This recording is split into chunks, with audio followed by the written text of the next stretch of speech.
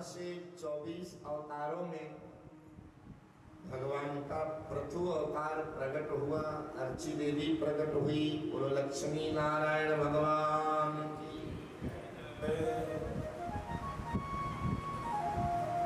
धरती पर धर्मात्मा राजा आ जाए तो धरती पर अन्य लोग रहने वाले भी धर्मात्मा हो जाते हैं। अगर पृथ्वी पर दुरात्मा हो तो पृथ्वी पर रहने वाले लोग भी दुरात्मा हो जाते हैं। और कहा भी जाता है यथा राजा तथा प्रजा। तो अब सारी धर्म का बाहुल्य है, हर तरफ से खुशहाली है, समृद्धि है। महाराज पृथु ने कहा हमारे राज्य में धन की कमी नहीं है, अन्न की कमी नहीं है, वनस्पति की कमी नहीं है, किसी पदार्थ की कमी नहीं है। तो 100 यज्ञ का संकल्प ले लिया और यज्ञ के क्रम में लग गए। कोई कामना नहीं है, कोई मांग नहीं है। मुझे तूने दाता बहुत कुछ दिया है, बहुत कुछ दिया है, इसलिए महाराज पृथु यज्ञ कर रहे हैं। कभी करना चाहिए, आप लोगों को करना चाहिए। अभी हमारे मेला राम जी के परिवार में राधा रानी आई, राधा रानी आई। और जब फोन आया सरोज का तो इतनी प्रसन्नता उनकी वाणी में थी। हमने कहा अवश्य भगवती का समावेश है और ये आपकी शाबाशी है, आपकी बड़ाई है कि आपके चित्त में अशांति नहीं, आप प्रसन्न हो।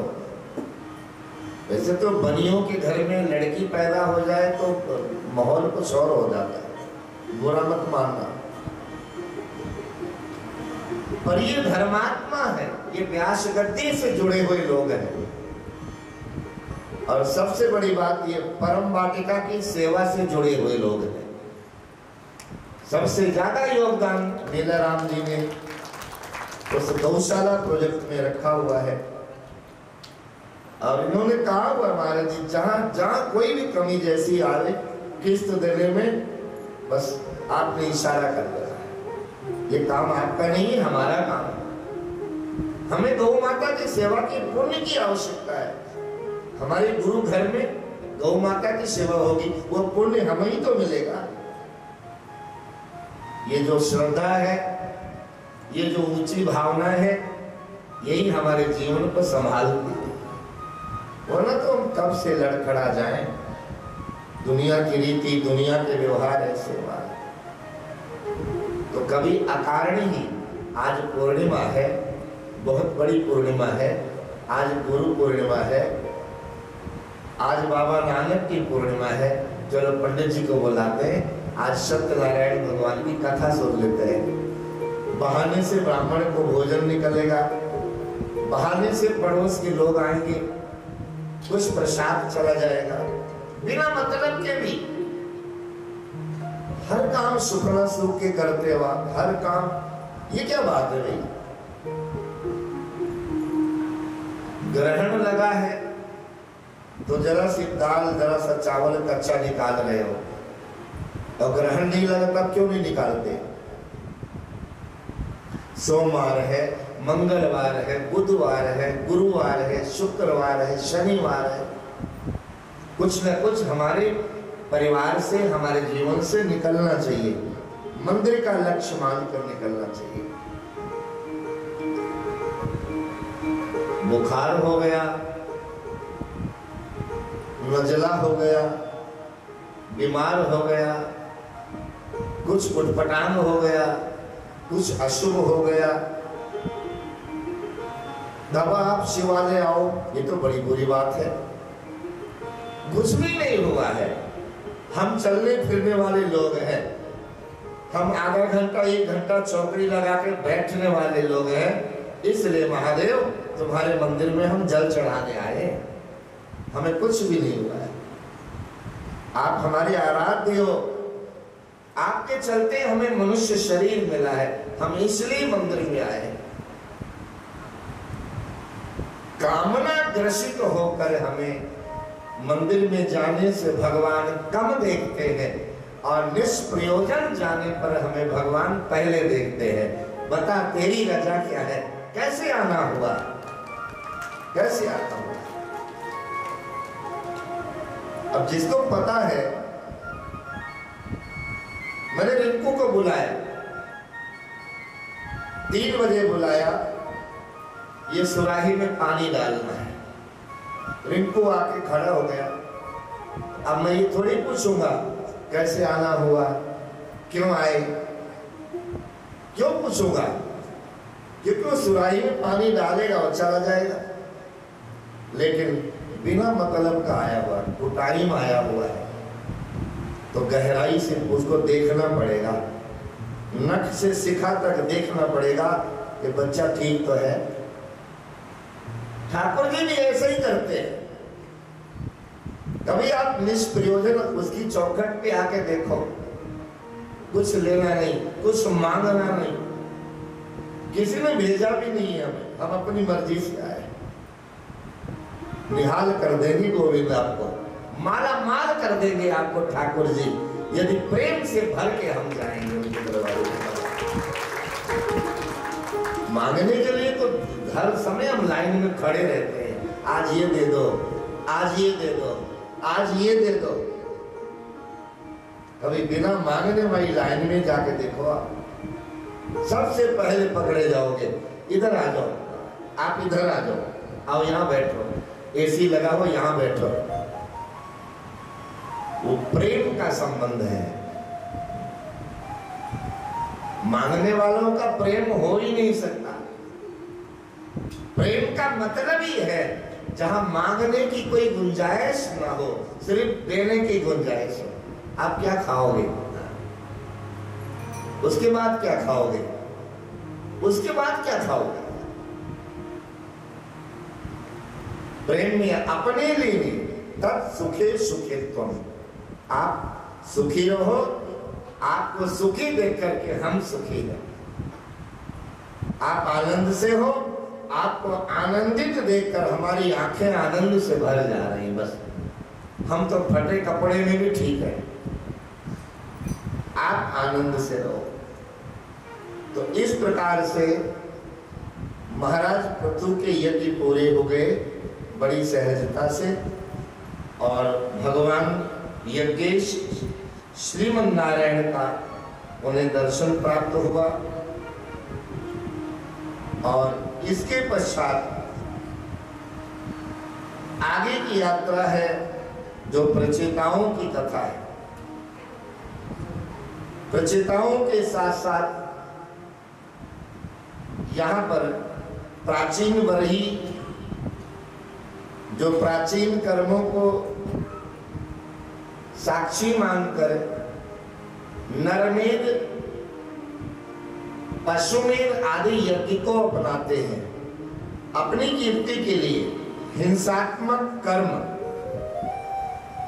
देव ऋषि नारद जी के द्वारा उन्हें पुरंजनोपाख्यान सुना करके हिंसात्मक कर्मों से उन्हें रोका गया और अहिंसात्मक प्रवृत्ति के साथ उन्हें जोड़ा गया। आगे चलकर इसी कुल में प्रेवर्त के पुत्र हुए अग्नीद, अग्नीद के पुत्र हुए नाभि, नाभि के पुत्र हुए अंग, और अंग के पुत्र हुए ऋषभदेव। 24 अवतारों में इनका नाम है। जैन संप्रदाय के पहले तीर्थंकर हैं ये। ऋषभदेव भगवान की जय। बहुत बड़े राजा हैं और 100 पुत्र हैं। धर्मात्मा राजा होने के कारण ऋषभ देव जी अपने घर में सत्संग करते हैं।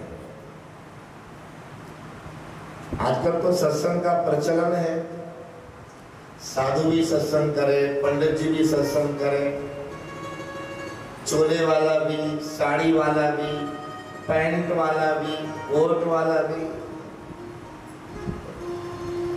80 साल वाला भी, 60 साल वाला भी, 40 साल वाला भी, 30 साल वाला भी, 20 साल वाला भी, 10 साल वाला भी, 5 साल वाला भी सत्संग कर रहा है। हर व्यक्ति सत्संग कर रहा है। लेकिन आश्चर्य है कि जो भी सत्संग कर रहा है वो दूसरों के लिए कर रहा है। जो भी सत्संग कर रहा है वो दूसरे को सुना रहा है, अपने को कोई भी नहीं सुना रहा। सत्संग इस समय अपने घर में, अपने परिवार में, अपनों के बीच में सत्संग अपनों के बीच में होना चाहिए। नाती, पोता, दोता, बहुएं, छोटे बड़े सब बैठे हों और वहां कोई टॉपिक छेड़ दिया जाए, वो सत्संग है। सदगृहस्थ आश्रम में धर्म से जुड़े हुए टॉपिक को भगवान शंकर कहते वो संवाद है। जिसके घर में संवाद होता है वहां कभी विवाद नहीं होता है। ये शायद हमारे डॉक्टर नरेश मित्तल जी के घर से है ना, अगर मैं सही हूं। वाह, माता जी थी इनकी सासू माँ, तो मुझे बुलाती थी वो पूर्णिमा की रोटी खाने के लिए। यही तो घर था। बरसों के बाद मैं डर रहा था कहीं कोई और ना हो, और उसके बाद मुझे लगता है परिवार में जाने का अवसर नहीं मिला। न जाने 26-27 साल हो गए होंगे इस बात को। खुशी हुई, भगवान करें कि आपको देखकर कोई भी महात्मा खुश हो। और आपको चाहिए क्या?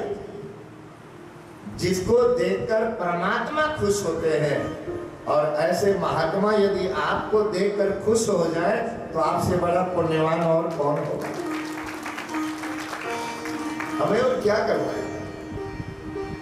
साधु की प्रसन्नता मिले, ब्राह्मण की प्रसन्नता मिले, गौ माता की प्रसन्नता मिले।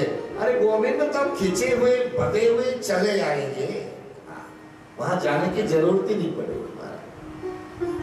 ऐसा परिश्रम हमें करना चाहिए। धन आए, पद आए, प्रतिष्ठा आए, बच्चों की बड़ी ऊंचाइयों पर वो हो, लेकिन उसके साथ साथ हम सनातनी लोग हैं। हमारे घर में भगवती की ज्योत जलनी चाहिए। हमारे घर में जन्माष्टमी, रामनवमी, शिवरात्रि का महत्व होना चाहिए। हमारे घर में किसी न किसी साधु महात्मा का स्वरूप होना चाहिए। कोई आए पूछे तो सही, ये महाराज जी आपके घर आते हैं क्या? आप बताने लायक हो कि इनका ही तो आशीर्वाद है, इन्होंने कहा नहीं संभाला हमें। बहुत कृपा है महाराज की। हम हिंदू हैं, हिंदी है हम वतन के, हिंदोस्ता हमारा। जब तक इनसे जुड़ेंगे नहीं, हमारी आपसी तालमेल बनाना बहुत कठिन है। दो ब्राह्मण और साधु, इनसे जुड़ गए आप तो आपका एक भाईचारा बना रहेगा, नहीं तो कठिन हो जाएगा। आपको अपने बच्चों के बीच में रहना कठिन हो जाएगा, आपको आप अपने घर में रहना कठिन हो जाएगा। ऐसा समय आने वाला है। इसलिए हम जितने भी हैं बस एक पिता के बच्चे हैं हम, एक हमारी माता है। ऐसी मान्यता हमारे अंदर होनी चाहिए। ऋषभदेव जी महाराज ने सत्संग किया। मेरे पिता कभी असत्य भाषण नहीं करते। पिताजी ने जो कहा है वो सत्य सत्य है। क्या सत्य है? नायम देहो देहे भाजाम निर्लोके कष्टान कामान हरते विदग भुजाम में तपो दिव्यम पुत्र का इन सत्वम शुद्धेदस्माद ब्रह्म सौख्यम त्वनंतम। वो जगत पिता, वो जगदीश्वर, वो परमात्मा सारे संसार को संभालता है।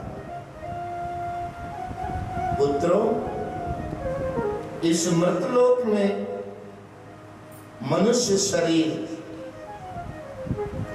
दुखमय विषय भोग प्राप्त करने के लिए ही नहीं है।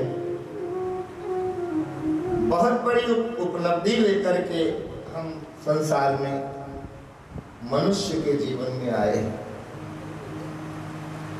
और इस जीवन को सार्थक करने के लिए हमें सबसे बड़ा उद्यम यह है कि परमात्मा की शरणागति हमें प्राप्त हो।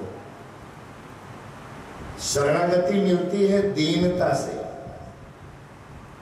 शरणागति किसी उपलब्धि को लेकर जाए, बहुत बड़ा गुलदस्ता लेकर गए, बहुत बड़ा टोकरा लेकर गए, वो भी डरेंगे, ये तो बहुत खुराफाती होगा, लेकिन विनम्रता है।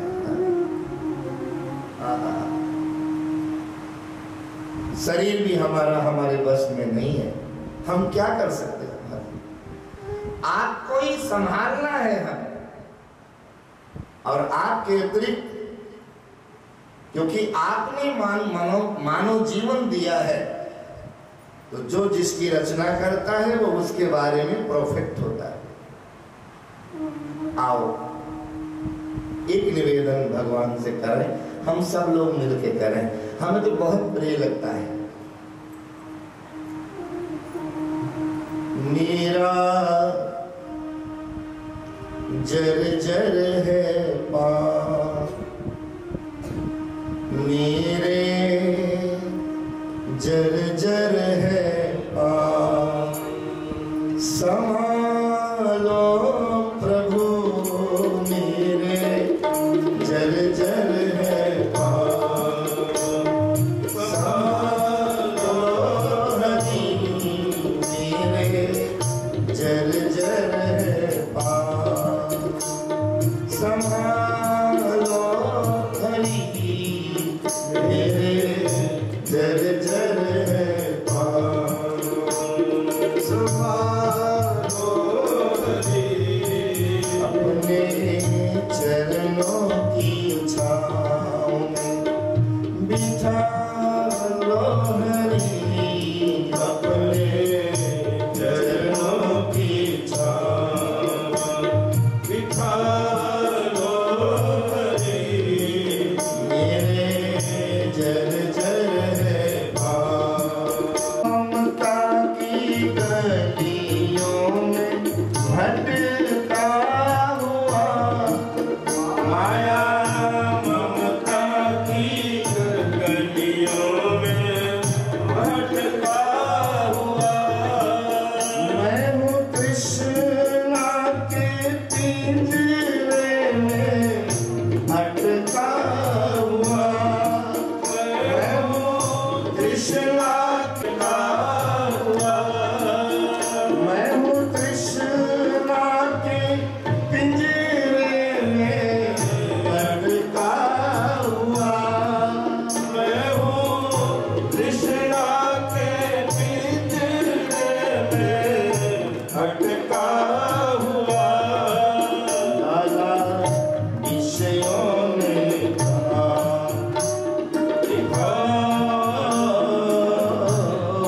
लाला विषयों में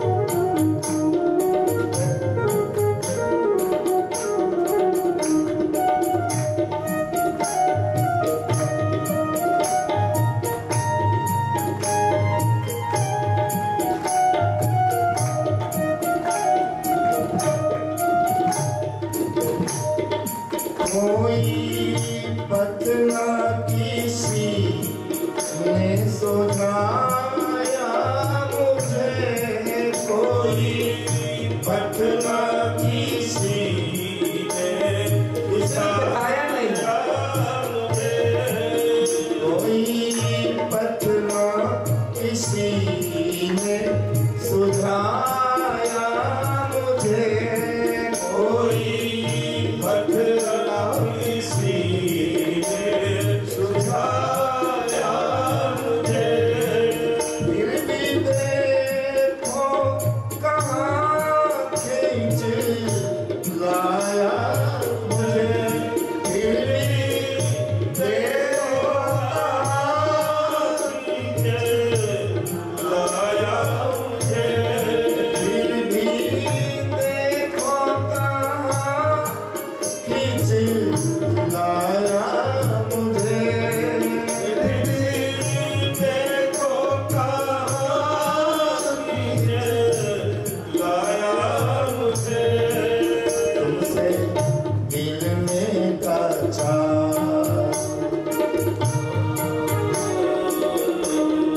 तुमसे मिलने का चाह, मिला लो हरी, तुमसे मिलने का चाह, मिला लो हरी, मेरे जल जल है भाव, संभालो हरी, मेरे जल जल है भाव, संभालो हरी, मेरे जल जल है भाव।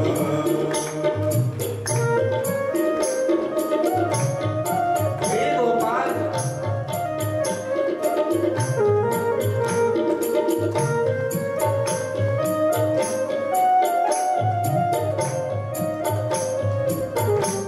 और हमें क्या चाहिए दुनिया में?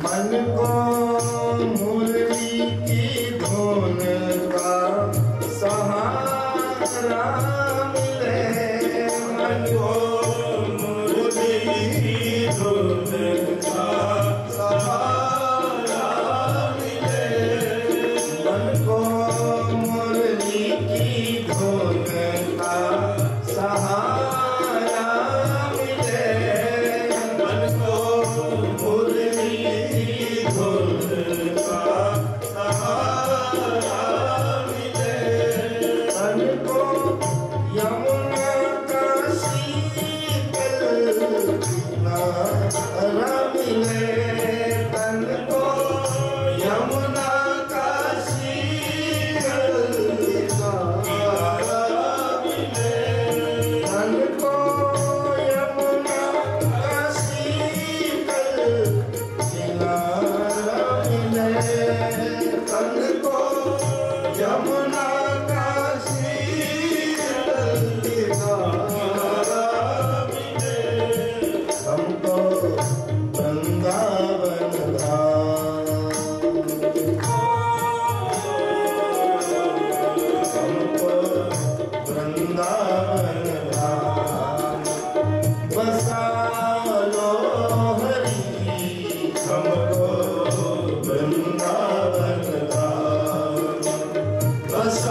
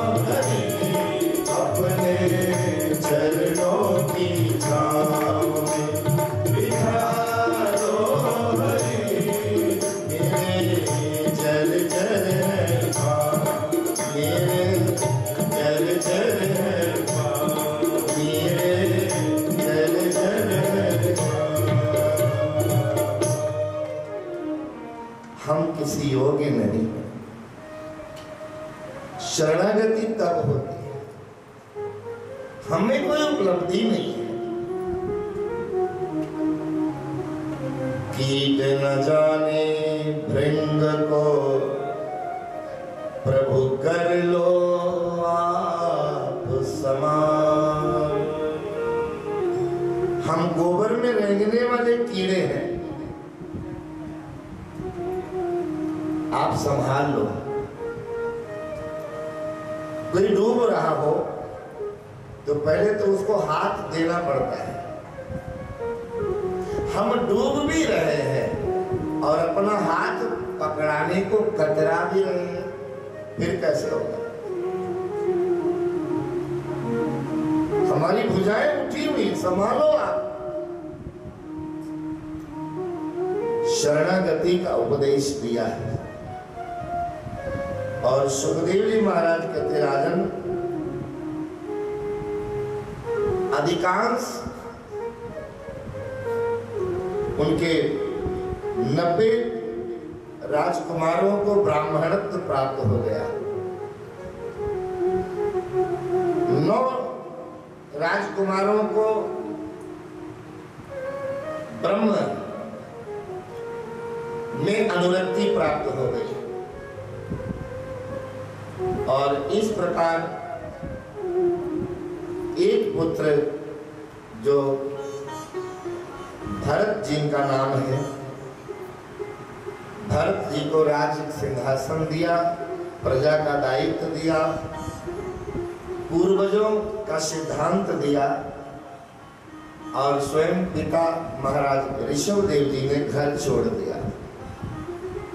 ये भी हमारे सनातन का स्वरूप है। काम करो और फिर उसे छोड़ने की हिम्मत भी करो। हमने कुंभ लगाया, 10-10 करोड़ की छावनी बनी, टेंट लगे 10-10 करोड़ के। और जैसे स्नान हो गया, माघी पूर्णिमा का स्नान संपन्न हो गया, अब सबको प्रस्थान करना है, सबके बैग तैयार हैं। जरा समझ में नहीं आता, 10 करोड़ लगे थे, ये सनमाइका, ये सजावट, क्योंकि काम बन गया। हमने 3 स्नान कर लिए, मकर संक्रांत का स्नान कर लिया, हमने अमावस्या का स्नान कर लिया, हमने माघी पूर्णिमा का शाही स्नान कर लिया। हमारे जीवन की उपलब्धि पूरी हो गई। अब साधन को छोड़ना है। भोजन करने के बाद में आप उस प्लेट को थोड़ी बटुए में रखना चाहते हो, उसको छोड़ दिया। जब तक वो हाथ में है, जब तक आपका उस बर्तन में रखे पदार्थ के साथ, तब तक आप उस प्लेट को पकड़ते हो, पदार्थ को समाप्त करते प्लेट को आप फेंक देते हो। हमारे सनातन में ये नियम है। धन जोड़ो, पैसा जोड़ो, घर परिवार बसाओ, अपनी कीर्ति बनाओ, सब कुछ, लेकिन उसको छोड़ने की हिम्मत भी रखो। खाली बनाओ और बना के उलझ जाओ तो फिर तो कहते मकड़ी की तरह हो गए हम। तो जाला बनाते बनाते थक गए और अब रास्ता ही नहीं निकल रहा, किधर से बाहर निकलना है। ये अभिशाप है सनातन धर्म में। बनाओ, रचना करो, निर्माण करो, लेकिन एक रास्ता रखो कि बड़े आराम से आप वहां से निकल के बाहर गोविंद के मार्ग पर चल पड़ो। निकल चलो। हरिद्वार में सब घाट बने हुए अलग अलग, सप्तऋषि घाट में आज भी वो 7 पुतले बने हुए हैं। धर्मराज, युधिष्ठिर, भीम, नकुल, सहदेव, अर्जुन, द्रौपदी, और साथ में वो कुत्ता भी है जो स्वर्ग तक जा रहा साथ। आज भी वो एक दृष्टांत है। आने वाली पीढ़ियों को हम रोकते हैं, उनको पूछते हैं ये बताओ ये कौन है। पीछे विश्वनाथ जी का बेटा रह गया वहां पर भंडारे में। उसने कहा महाराज जी मेरी छुट्टियां हैं, आप पापा को बोलो मैं आपके साथ रुक जाता हूँ। मैं कहा ठीक है, जब भागवत में चलेंगे तो इकट्ठे चलेंगे। रुक गया। हम स्नान करने गए, अभी बुद्ध पूर्णिमा पे स्नान करने गए, तो मैं रुक कर मैंने कहा ये बताइए ये लोग ये क्या है। तो ध्यान से उसने देखा, ब्राह्मण बच्चा था, तो पापा ने बताया तो था शायद से ये पांडव लोग हैं। तो मैंने कहा इधर कहाँ जा रहे हैं? कहा ये स्वर्ग जा रहे हैं। आज भी वहां लगा हुआ। कितना संघर्ष किया उन्होंने हस्तिनापुर के लिए, ईंट से ईंट बच गई। कितने लोगों का खून बह गया, और इसलिए बह गया कि हमें हमारा अधिकार मिलना चाहिए। और अधिकार लेने के बाद, अधिकार को पूर्ण करने के बाद, अब इतना अधिकार स्वयं का है कि हंसते खेलते स्वेच्छा से उस हस्तिनापुर को छोड़कर सदैव सशरीर वो लोग स्वर्ग में जा रहे हैं। हम तो आज का समाज तो शरीर छोड़ के भी नहीं छूटता, इसलिए घूम घुमा के वहीं पे आता है। मरने के बाद कहां दुनिया छूटती है? कोई कुछ बन के आ रहा है, कोई कुछ बन के आ रहा है। और याद रखना, जीवित रहते जितना आप स्वतंत्र है घर परिवार में, मरने के बाद यदि उस परिवार में आ गए तो आपसे ज्यादा दुखी होने वाला संसार में और कोई नहीं है। कोई भी स्वीकार करने वाला नहीं आपको मरने के बाद। वैसे तो कई लोगों को जिंदा जिंदा ही लोग स्वीकार नहीं करते, मरने के बाद तो बहुत दुर्दशा है। यंत्र कराए जाएंगे, मंत्र कराए जाएंगे, तंत्र कराए जाएंगे। हमने कहा इतना परिश्रम, इतनी परेशानी, हॉल में आते हमारी कोशिश है कि थोड़ी कंफर्टेबल सी जगह मिल जाती, थोड़ी सी आराम से जगह मिल जाती। और इन्होंने सोचा मैं तो आई लेट हूं,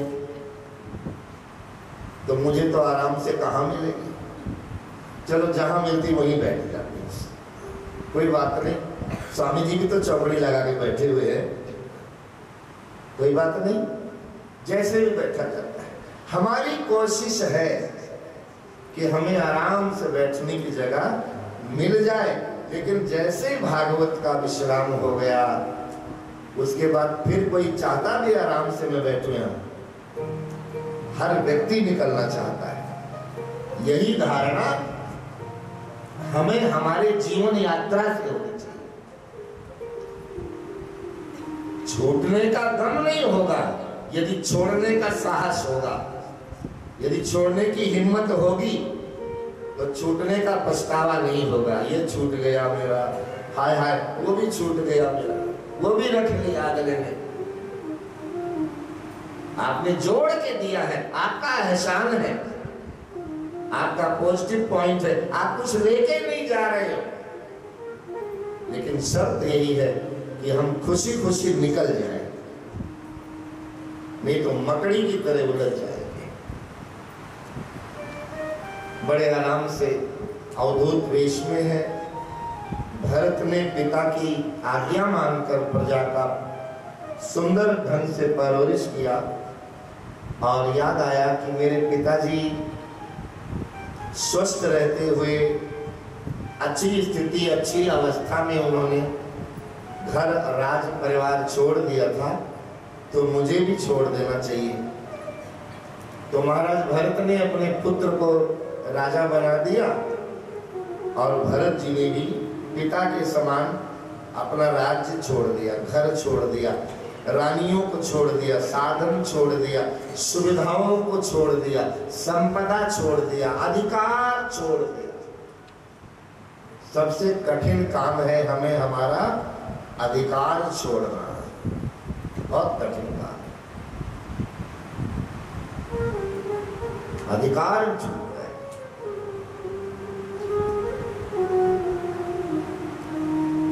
एक घर में मांगने वाले लोग आते ही हैं, तो वो मांग रहा था कुछ मिल जाए, कुछ मिल जाए। तो बगल में पड़ोस की जो माता जी थी, वो 3 मकान छोड़कर उनके घर में आई हुई थी कुछ वार्तालाप करने। तो उस माता ने कहा, पंडित जी हमारे इसी लाइन में हमारा घर है, तीसरा, आप वहाँ नहीं गए? कहा नहीं, गया था मैं। तो कुछ मिला? कुछ मिला वहाँ? कहते नहीं मिला तो कुछ भी नहीं। क्यों? बहू नहीं थी वहाँ? कहा थी तो एक बहू, लेकिन उसने कुछ भी नहीं दिया, मना कर दिया, मना कर दिया। अब वो बुढ़िया कहने, अच्छा ऐसे कैसे हो गया मेरे घर से? और उसने मना कर दिया, ऐसे कैसे हो? चलो आप मेरे साथ चलो। अब वो बुढ़िया ने उसका पंडित जी का हाथ पकड़ा और दरवाजे तक ले आई और आवाज दिया। बहू आई। बहू को कहा, तूने मना किया इसको कुछ देने के लिए? कहा हाँ माँ जी, आपने तो मना किया हुआ कि घर से किसी को ना अन्न देना है ना पैसा देना है। कोई भी आ जाए, साधु आ जाए, ब्राह्मण आ जाए, कोई गौशाला वाले आ जाए, कोई विद्यालय वाले आ जाए, कोई कहीं से आ जाए, किसी को कुछ भी देना नहीं है। तो तूने कैसे मना कर दिया मेरे रहते रहते? पंडित जी चलो निकलो यहां से, ये घर मेरा है ना, अब मैं कह रही हूं चलो बढ़ो आगे। बेचारों को आस थी कि शायद माता जी जा रही हैं, अभी कुछ देगी हमें। माता जी ने कहा, मेरे रहते कोई और भला मना कैसे कर सकता है? तो सबसे कठिन काम है हमें हमारा अधिकार छोड़ना। कंचन तजना सहज है, सहज त्रिया की नेह,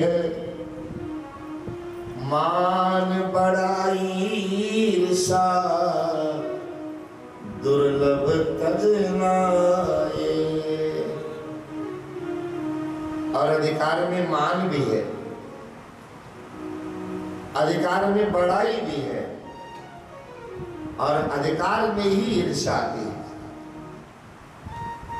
हम सनातनी लोग हैं, हमें जोड़ना सिखाया गया। हमें वेदों ने श्रीमंत का आशीर्वाद दिया है, श्रीमंत भव, श्रीयुक्त भव, लक्ष्मीवान भव। लेकिन उसमें उलझे मत रहना, एक दिन उसको छोड़ के निकलने लायक भी रहना। तो भरत जी ने भी घर छोड़ा। अब छोड़ने के बाद में कहीं ना कहीं तो हमें रहना पड़ेगा। इसलिए कई लोग बोलते हैं जब घर छूटेगा, जहां जाएंगे वहां रहेंगे। तो कई लोग टीवी भी लेके जाते आश्रम में, कोई कमरा दे देना स्वामी जी, मेरे पास ना सोनी का बहुत महंगा वाला टीवी है। घर छोड़ के तो आए हैं पर टीवी नहीं छूट रहा है, ये कैसा छोड़ना? घर छोड़ने का मतलब कि साधन छोड़ दिया। अब जो मिलेगा रूखा सूखा, जो देवे सोई खाऊं। तो इस प्रकार महाराज भरत आ गए गंडकी नदी के पास, और वहां पर एक आश्रम है, पुलह ऋषि का आश्रम है। उस आश्रम में आकर के महाराज का दर्शन किया और महाराज जी ने उन्हें अपनाया। क्या इच्छा है, क्या जिज्ञासा है? महाराज जी दुनिया का सुख देख लिया, संसार का दायित्व निभा लिया। अब केवल एक ही इच्छा है कि भगवत मिलन का साधन मिल जाए, जीवन का उद्देश्य पूरा हो जाएगा। उसके लिए दीक्षा, गुरु दीक्षा दिया है। बोला ऋषि ने महाराज भरत को गुरु दीक्षा दिया। अच्छा, केवल दीक्षा लेने से सदगति हो जाती है क्या? कई लोग कहते हैं, जो भजन नहीं करने वाले लोग होते हैं ना, वो कहते हैं सदगुरु आपने साम लेंगे, क्योंकि उनको हमारी चिंता ज्यादा है क्या? दीक्षा लेकर के ना जपना, दीक्षा लेकर के गौर ना करना, दीक्षा लेकर के महाराज की बातों का महत्व ना देना, वो ऐसा काम है जैसे बहुत महंगे डॉक्टर का अपॉइंटमेंट लिया, 11,000 की अपॉइंटमेंट थी और एक छोटी सीटिंग हमने 40 मिनट की वहां किया और उस डॉक्टर ने दवाई दिया और वो दवाई ला करके हमने फ्रिज के ऊपर रख दिया। बस अब सबको बताते फिर रहे बहुत महंगा, अरे 2-2 साल तो वहां वेट करना पड़ता उसके ऊपर। वो तो राजेश भाई थे ना, राजेश जी का कोई जानकार था, उन्होंने फोन करवाया, नहीं तो 2-2 साल तक नंबर ही नहीं आता वहां। अब सबको बताता फिरता है। बहुत से लोग ऐसे बोलते हैं, हमने तो उनसे दीक्षा लिया हुआ है, उनसे। अरे जो देश में रहते ही बहुत थोड़ा, वो बाहर विदेश, अरे वो उनको मिलने अंबानी आता है, हमने उनसे दीक्षा लिया हुआ। अब लिया क्या भगवान जाने, और लेकर के रखा कहां ये भी भगवान जाने। कईयों को आदत होती है बड़े से बड़ा का परिचय देना, पर बड़े का प्रसाद क्या है वो मालूम नहीं है। दीक्षा तो एक फटे कपड़े की भी सहज हो जाती है यदि हम उसके साथ जुड़ जाएं, यदि उसके साथ जुड़ जाएं। तो दीक्षा लेकर के जागरूकता आनी चाहिए, थोड़ा सा इंपॉर्टेंस आना चाहिए। आज से हमें किसी संत ने हमें प्रेम दिया है, किसी साधु को हमने वचन दिया है, आज से हमारे जीवन में कोई महात्मा भी है, ये स्मृति आपके दीक्षा का प्रगति का साधन है। तो दीक्षा लिया और वहां रहने लगे आश्रम में। तो आश्रम में रहने वालों को तो स्नान करना होता है। आश्रम में जो रसोई में आता है तो पहले स्नान करके मंदिर में जाकर फिर रसोई में आता है। घरों में तो ऐसा नहीं है। घर का रहन सहन, घर की दिनचर्या, बच्चे भी चले जाएं, इनका भी टिफिन तैयार हो जाए, अपने लिए भी 2 पराठे बन जाए, फिर हम नहा लेंगे, फिर आरती करेंगे। घर का तो कुछ नियम ऐसा होता है। सारा क्रम जो है महाराज भरत ने अपना लिया और सुंदर सा नियम चल पड़ा। स्नान है, आरती है, माला जपना है, ध्यान लगाना, समाधि में सब कुछ। एक दिन संजोग बस नदी में स्नान करते समय कोई शावक हिरणी का पानी में बहता आ रहा था और महाराज के अंजुलियों में आया, पकड़ लिया। वैष्णव है, साधु के आज्ञा में है, भगवत मिलन के लिए हम घर छोड़ कर आए हैं। अब यदि इसको पानी में छोड़ते हैं तो ये डूब जाएगा, मर जाएगा, अपराध लगेगा। मेरे पास आया है, इसकी रक्षा करना हमारा धर्म है, ले आए। महाराज ने कहा जब ले ही आए तो इसको संभालो, खाली लाने से तो दायित्व पूरा नहीं होगा। अब उसको संभाला, चंचल प्राणी उछल कूद करने लगा। अब जैसे स्नान करके आए और लगे भगवान जी को मंदिर में फूल चढ़ाने लगे, तब तक वो हिरण आया और वो धोती को पकड़ के खींचने लगा। देखा रे ये तो हिरण है, अब जो प्लेट में, जो टोकरी में फूल था, अभी सभी देवी देवता रहते थे, एक ही फूल चढ़ाया था। अब वो टोकरी एक जगह रख के अब हिरण को गोद में उठा लिया। ओ लो लो लो लो लो। अब भगवान को फूल चढ़ाना बंद हो गया, आरती छूट गई, माला जपना छूट गया। दया करना हमारा कर्तव्य है, लेकिन ऐसी दया का भीषण परिणाम, दया बिना नर सिद्ध कसाई, और दया करी तो आफत आई।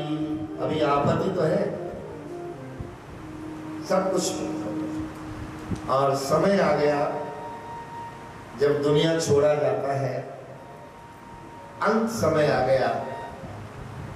अंत समय में वैसे तो हमारे गुरुजन कहते हैं अंत समय में किसको याद करना चाहिए? है? परमात्मा को। पीजीआई में जाते हैं ना, वेंटिलेटर पे होते हैं लोग, तो उनके कान के पास कोई एक मंत्र उच्चारण करते हैं, जय घोष करते हैं। कईयों के तो थोड़ी सी आंखें खुल जाती हैं, कईयों को लगता है कोई संत आए हैं कान के पास, कुछ कह रहे हैं, लेकिन कईयों को तो परवाह ही नहीं होता, पत्थर जैसे पड़े होते हैं। अंतकाले च मामेव अस्मरण मुक्त्वा कलेवरम, कृष्ण कहते हैं अंत समय में मेरा स्मरण करना। अच्छा, ये आसान काम है या मुश्किल काम है? याद ही तो करना है। कोई पैसा नहीं लग रहा, कोई कपड़ा नहीं लग रहा है, कोई घर में बुला के थाली नहीं लगानी है खाने के लिए। याद करना आसान है या मुश्किल है? आसान है ना। कथा में बैठे बैठे याद करने क्या फर्क पड़ता है ना? आसान है, लेकिन बहुत कठिन है। जिसको याद करना चाहिए वो याद आ जाए, ये बहुत। एक लाइन थी ना लता जी की,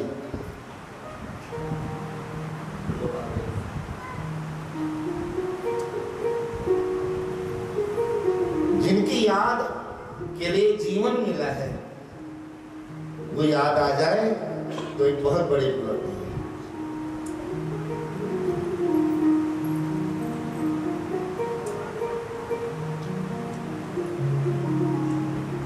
वो नहीं आए, लो आ गई उनकी याद, वो नहीं आए,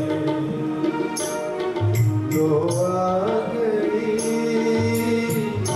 उनकी याद, वो नहीं आए। जिसके निमित्त बैठे हैं,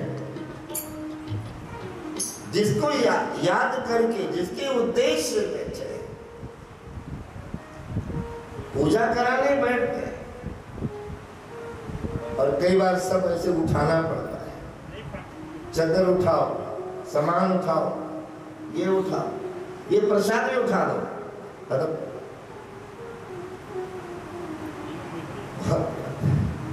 इसीलिए बाबा नानक कहते हैं कि अंत समय जो जाको सुमिरे, सोई रूप बलि बलि अवतरे। अंत समय में गोविंद की याद आ गई तो हमें गोविंद का शारूप्य रूप मिल गया, बिना मांगे मिल गया। घर की याद आ गई, भूत योनि, संतान की याद, बड़ी बड़ी भीषण स्थिति है। और सबसे बड़ी बात है कि अंत समय में याद उसी की आती है जिसके साथ हमारा संबंध गहरा होता है, जिसके साथ हमारा संबंध गहरा होता है। आप लाख बोलो, माता जी बोलो राधे राधे राधे राधे। माता नहीं बोलती है। एक माता का शरीर छूटने वाला था, लोग बड़े परेशान थे। घर वालों ने कहा कि चलो कोई भी आके माता के मुख से एक बार राधे राधे उच्चारण करवा दे, क्या पता माता की सदगति हो जाए। मंदिर में आए, मंदिर के ब्राह्मणों से कहा पंडित जी आप चल पड़ो, शायद ब्राह्मण समझ के माता जी राधे राधे बोल दे। बेटी थक गई, दामाद थक गया, बहू थक गई, बेटा थक गया, पोता थक गया, पड़ोसी थक गए और चीजें बोले। सबका नाम, सारा प्रपंच, सब कुछ, लेकिन श्री किशोरी जी का नाम नहीं बोल रही। एक पंडित जी थक गए, दूसरे थक गए, तीसरे एक ऐसे ब्राह्मण थे जो कुछ दवाई बूटी का काम भी करते थे। वो आए तो उन्होंने कहा माता जी तकलीफ है, बड़ा भारी, बड़ी भारी, नींद नहीं आती, भूख नहीं लग रही। सबसे बड़ी बीमारी भूख नहीं लगती। ये कोई छोटी तकलीफ थोड़ी है। भूख नहीं लगती, तुरया नहीं जाता, उठ नहीं होता, सार क्या होया, सा नहीं होता, सारी बीमारी। उस ब्राह्मण जी ने कहा कि आप ठीक हो जाओगे। कितना, कैसे ठीक हो जाओगे? तो कहा जैसा मैं बोलूंगा आप बोलोगे ना, आप ठीक हो जाओगे। तो उसने कहा श्री राधे, माता इधर उधर गर्दन पर मारे, नहीं बोला, नहीं बोला। दूसरे पंडित जी आए और कहा माता सब कुछ बोलती, सबका नाम, सारी चर्चा, पर मैं देख रहा हूं कि जो सब लोग बुलवाना चाहते वो बोल नहीं पा रहे। मेरे जो मैं बोलूंगा आप बोलोगी? माता ने कहा सब कुछ बोलूंगी, पर पंडित जी ओ नहीं बोलांगी जरा तुसी बुलवान वास्ते आए मेरे। सब कुछ बोलूंगी पर वो नहीं बोलूंगी। जन्म जन्म मुनि जतन कराही, जन्म जन्म मुनि जतन कराही, अंत राम कहिया आवत नाही, अंत राम कहिया आवत नाही, मुनि जतन कराही, जतन कराही। अंत समय में उसी की याद आती है जिसका हमारा हृदय से संबंध होता है। हृदय से संबंध है, वो चाहे लायक है, चाहे नालायक है, चाहे पात्र है, कुपात्र है, कैसा भी है, हमने दिल से उससे नाता जोड़ा है तो उसी की याद मरने के समय आएगी। अब गुरु महाराज से दीक्षा लिया, गुरु जी की याद नहीं आ रही है। गोविंद को लक्ष्य पाने के लिए आराध्य बनाया, ठाकुर जी की याद नहीं आ रही है। जो मंत्र लिया उसकी याद नहीं आ रही है। प्राण निकलने वाले हैं, अब याद किसकी आ रही है? अरे वो चंचल हिरण है ना, उछलता कूदता जा रहा है, कहीं उछलते कूदते मैं तो उसको संभाल लेता था, कहीं कुएं में ना गिर जाए, उछलते कूदते कहीं हमन कुंड में ना गिर जाए। और वो तो बेचारा नहीं गिरा, महाराज भरत ही गिर गए, प्राण निकल गए, हिरण के शरीर में पुनः जन्म मिल गया और उसी आश्रम में है। लेकिन याद है कि मैं राजा था, और ऐसे गुरु दीक्षा लिया महात्मा जी से। हिरण पाला था, इसलिए हिरण का शरीर इतना याद है। आपको हमको इतना याद रहे, चाहे जहां जन्म मिले। इस सेक्टर 18 के शिव शक्ति मंदिर में हमने जेठ महीने में अपने स्वामी जी के द्वारा एक भागवत सुनी थी। बस इतना ही बहुत है, इतना ही बहुत है हमारे। हमें स्वामी जी ने बड़ी प्रसन्नता से गदगद होके ठाकुर जी की कथा सुनाई थी। हमने कौन सी माला जपी, कुछ लेना देना नहीं। कहां कहां यात्रा में गए, कुछ भी लेना देना नहीं। बस इतने में हम तर जाएंगे। जेठ महीने में हमने भागवत सुनी थी।